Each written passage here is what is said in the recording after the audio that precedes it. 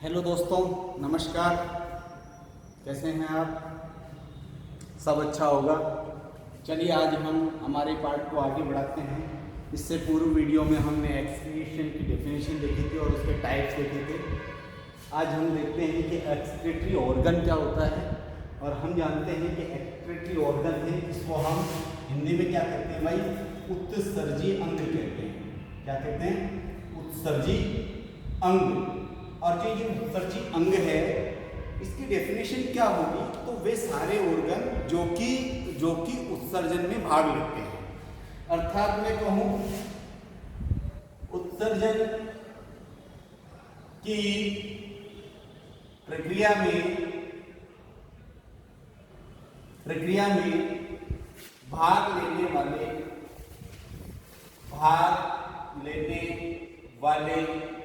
अंग ही क्या कहलाते हैं? उत्सर्जी अंग कहलाते हैं या एक्सक्रीटरी ऑर्गन कहलाते हैं। अब जो ये एक्सक्रीटरी ऑर्गन है ये वास्तव में ये क्या है? तो हम ये कहें कि ये एक्सक्रीटरी सिस्टम से रिलेटेड ऑर्गन है। और एक्सक्रीटरी सिस्टम होता क्या है वो हम इस पार्ट में पढ़ेंगे, जो कि डेफिनेशन में हम पढ़ चुके हैं। नाइट्रोजनस वेस्ट प्रोडक्ट को रिमूव करना किसी भी ऑर्गेनिज्म के द्वारा, वो एक्सक्रीशन। तो ये जो एक्सक्रीटरी ऑर्गन है ये मिलकर के एक सिस्टम बनाएंगे। हम जानते हैं सेल होगी, टिश्यू होगा, टिश्यू मिलेंगे तो ऑर्गन बनेंगे, ऑर्गन मिलके सिस्टम बनाएंगे और सिस्टम से फिर शरीर बनेगा। तो ऐसे ही एक्सक्रीटरी ऑर्गन जब एक जगह हो जाएंगे तो उससे एक्सक्रीटरी सिस्टम बनेगा और वही हम मेन का अगले वीडियो में डिस्कस करने वाले हैं। आज हम देखते हैं कि ये जो उत्सर्जी अंग है वो कौन कौन से हैं। तो हम जानते हैं कि जो पृथ्वी पर जितने भी प्राणी हैं हमने उनको दो पार्ट में डिवाइड किया है, एकशेरुकी और कशेरुकी, इनवर्टिब्रेट और वर्टिब्रेट। इनवर्टिब्रेट में अलग होंगे और वर्टिब्रेट में अलग होंगे। लेकिन एक बात यहाँ ये जरूर समझ लेनी चाहिए हमें कि ये जो उत्सर्जन वाली जो एक उत्सर्जी अंग और उत्सर्जी तंत्र, इसकी शुरुआत अगर हम देखें तो वो जिस फाइलम से होती है उस फाइलम को हम प्लेटीहेल्मिन्थीज कहते हैं। तो जो उत्सर्जी ऑर्गन है या उत्सर्जी तंत्र है इसका जो आरंभ है,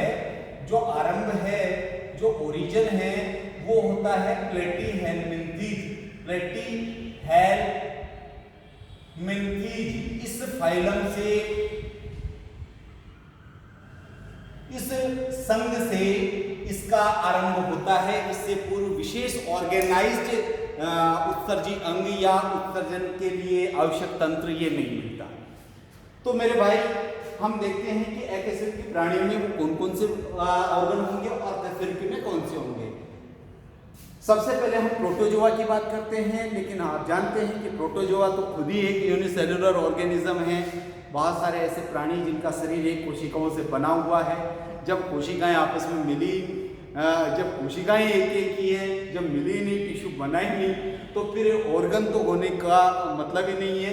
तो जैसे प्रोटोजोआ हो, पोरीफेरा हो, सिलेंटेड्स हो, इन तीनों फाइलम में ऐसी कोई ऑर्गन नहीं मिलता। लेकिन फिर भी इनमें उत्सर्जन जिस स्ट्रक्चर के द्वारा किया जाएगा वो स्ट्रक्चर होगी प्रोटोजोआ में संकुचनशील व्यक्तिका, जिसे कि कॉन्ट्रैक्टाइल वैक्यूल कहते हैं हम, जो कि उत्सर्जन का भी काम करती है।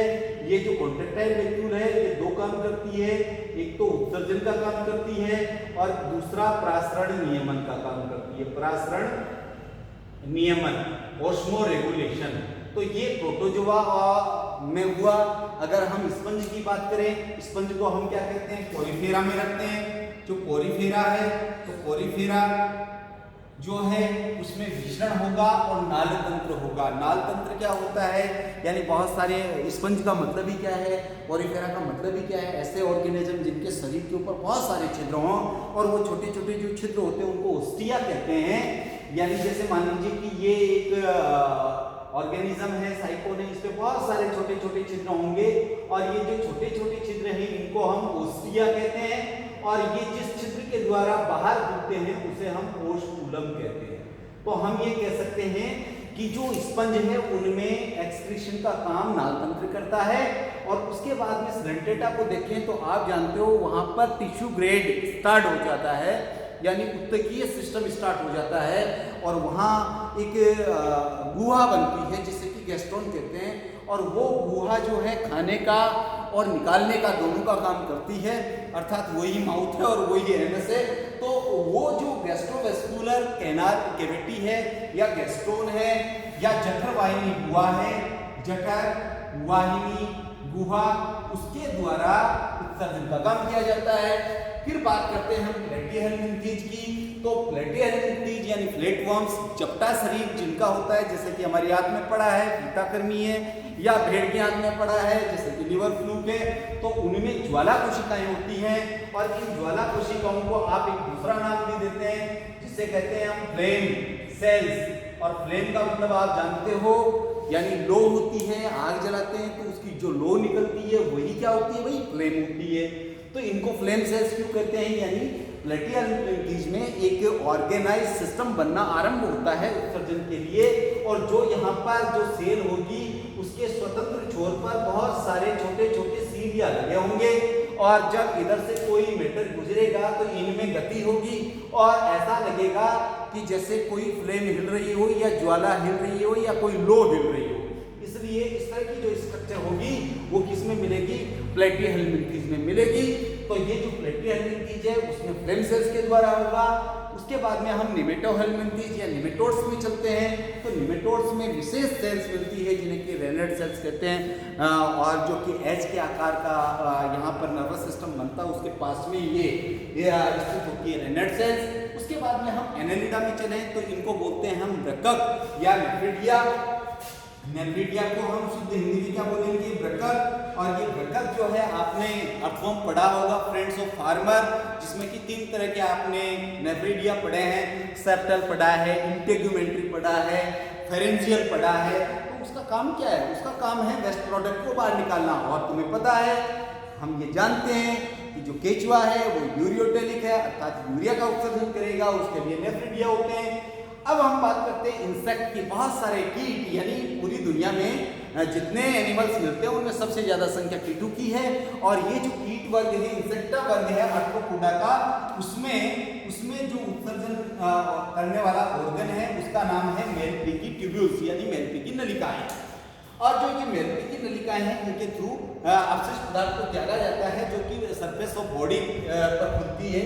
इसके बाद में हम क्रस्टेशिया की बात करें तो क्रस्टेशिया में जो एंटेरियरी ग्लैंड है या मैक्सिलरी ग्लैंड है या हरित ग्रंथियां हैं या अलग अलग नाम से इनको जाना जाता है, तो उनके थ्रू ये काम होगा। और मोलस्का में फिर से वही वृक्क होंगे, या मैं कहूँ कि हम जो वृक्क जैसी संरचना पढ़ते हैं वो मोलस्का में मिलेगी।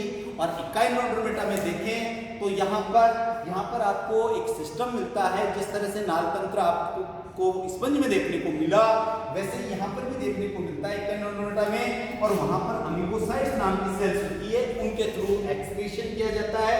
और बिच्छू को कौन नहीं जानता, यानी अगर वो कहीं से भी काटे लेकिन सीधा अटैक आपके यहाँ पर होता है, तो स्कॉर्पियन जो है उसमें एक्सक्रीशन कोक्सल ग्लैंड के थ्रू होता है।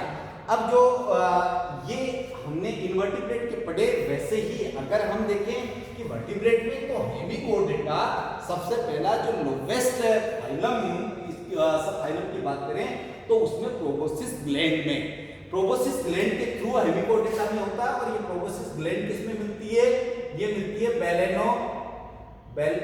बेलेनोग्लोसस। ये इसका टिपिकल एग्जांपल है भाई, बेलेनोग्लोसस में प्रोबोसिस ग्लैंड के द्वारा। यूरोकोडेटा, इसका मतलब आप जानते हैं हर्डमानिया, आपने बहुत पढ़ा है। हर्डमानिया अर्थात रिट्रोग्रेसिव प्रतिगामी कायांतरण जिस प्राणी में मिलता है, जो सेसाइल होता है, कॉलोन सेसाइल होता है, चिपका हुआ रहता है, तो हर्डमानिया में प्रोबोसिस ग्लैंड होती है, उसके थ्रू। और सेफेलोपोडेटा की बात करें तो हम कहते हैं कि सोलेनोसाइट्स, और सोलेनोसाइट्स जो है हम ये कह सकते हैं कि सोलेनोसाइट्स जो हैं वो एक तरह की ज्वाला कोशिकाएं होती है, लेकिन इन सोलेनोसाइट्स जैसे नेफ्रिडिया में अंतर ये है कि इसमें ब्लड सप्लाई होती है, जबकि इन फ्लेम्स में ब्लड सप्लाई नहीं होती। अगर हम बात करते हैं वर्टिब्रेट की, तो वर्टिब्रेट में आप पढ़ते हैं वृक्क, गुर्दे, रीनर, किडनी, जो भी आप कह लें। तो ये जो किडनी है, अगर मैं इसको सीधा मेमल्स पे ले आऊं तो मेमल्स में हम डिवाइड कर सकते हैं एक्सक्रीटरी ऑर्गन को 2 तरह से। एक तो चीफ ऑर्गन होंगे, एक एसेसरी होंगे, यानी एक तो प्राथमिक उत्सर्जी अंग और एक द्वितीयक उत्सर्जी अंग, यानी मुख्य उत्सर्जी अंग और सहायक उत्सर्जी अंग। अगर हम मुख्य की बात करें तो मुख्य में किडनी होगी, वृक्क होगा, और इसके बाद में सहायक उत्सर्जी अंग की बात करें तो सहायक उत्सर्जी अंग में देखिए स्किन होता है जो कि स्वेट यानी कि पसीना निकालती है। ये क्या निकालती है भाई? पसीना, पसीना के रूप में उत्सर्जन। लंग्स जो है CO2 और जल का किस रूप में? वाष्प के रूप में।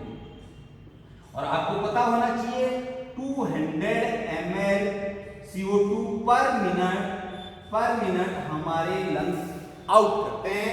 इसी तरह से लिवर जो है बाइल पिगमेंट के वो सिक्रीट करता है और उनके उत्सर्जन में सहायक होता है। क्लॉम जो है हम फिशेज में देखते हैं तो वहां पर लवणों को उत्सर्जित करने का काम क्लोन करेंगे। स्प्लीन आप जानते हैं कि आरबीसी जो है इसको नष्ट करने का, तोड़ने का काम स्प्लीन में होता है और उससे दो वर्णक बनते हैं, एक बिलिरुबिन बनता है और दूसरा बिलवर्डिन बनता है, बिलवर्डिन। तो ये दोनों प्रकार के जो वर्णक है वो कहाँ बनेंगे? स्प्लीन के थ्रू। तो ये भी एक एसेसरी ऑर्गन हो गया। और एक लार्ज इंटेस्टाइन जो कि कैल्शियम, मैग्नीशियम और फेरस के लवणों को उत्सर्जित करने का काम करती है। अब हम बात करेंगे मेन की, क्योंकि हम सारा सिस्टम अब पढ़ने वाले हैं मेन की। तो हम मेन में दो तरह से उत्सर्जी तंत्र को पढ़ने वाले हैं और उत्सर्जन ऑर्गन को पढ़ने वाले हैं। तो एक तो मेन के अंदर कौन सा है? मुख्य या प्राथमिक, और दूसरा होगा सहायक। और जो मुख्य होगा उसको मैं राउंड कर देता हूं, यानी वृक्क इसके हमारे यानी मानव के, मनुष्य के मुख्य उत्सर्जी अंग कौन है? वृक्क है। और सहायक उत्सर्जी अंग देखें तो इसमें एक तो आपकी स्किन है, एक आपकी लंग्स है, एक आपका लीवर है, और उसके बाद में आपकी लार्ज इंटेस्टाइन है जो कि फीकल मैटर के साथ एक्सेस ऑफ कैल्शियम, मैग्नीशियम और फेरस के लवणों को एक्सक्रीट किया जाता है। और आरबीसी की ग्रेवयार्ड या आरबीसी के कब्रिस्तान के रूप में जो डेड आरबीसी है उनको हटाने का काम स्प्लीन करती है। लेकिन एक्सक्रीटरी सिस्टम में हम किडनी पढ़ेंगे और किडनी से जुड़े हुए जो यूरिटर है, यूरिथ्रा है, यूरिनरी ब्लैडर है, यूरिनरी ऑरिफिस है, उनको हम स्टडी करेंगे। तो आज हमने एक्सक्रीटरी ऑर्गन क्या होते हैं और कौन से जीव में या कौन से फाइलम में किस स्ट्रक्चर के द्वारा एक्सक्रीशन किया जाएगा, उत्सर्जन किया जाएगा, वो हमने स्टडी किया। और नेक्स्ट वीडियो में हम ह्यूमन का एक्सक्रीटरी सिस्टम पढ़ेंगे। Thank you for watching. Thank you.